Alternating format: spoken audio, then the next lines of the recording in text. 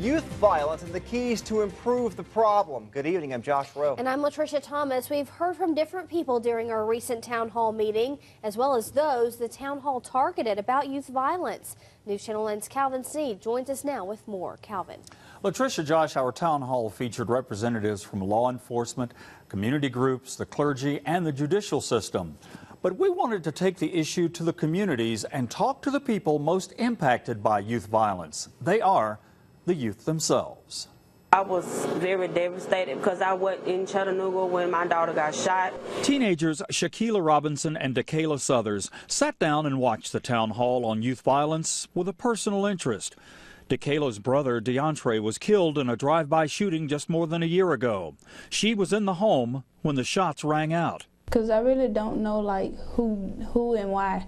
Like it was just like a knock on the door and shooting. Shequiella herself was wounded in a drive-by shooting in September of 2013. I try not to really too much wreck my brain or try to figure it out and think about it, because that's not going to do nothing but make me upset. For the most part, they agreed with the points our panelists made, but points made by Judge Gary Starnes and Pastor Kevin Adams struck a nerve. Too many have died.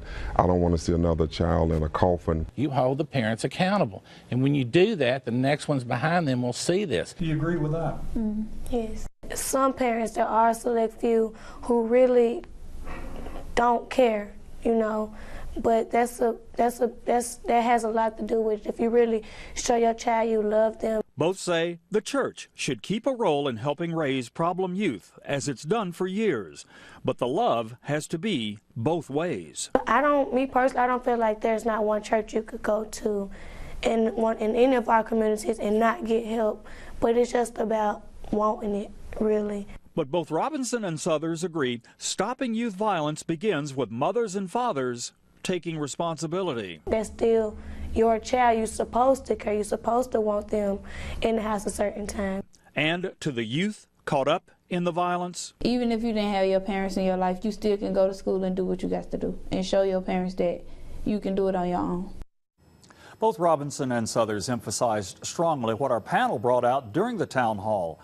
The time to talk about the problem of youth violence is over. Actions speak louder than words.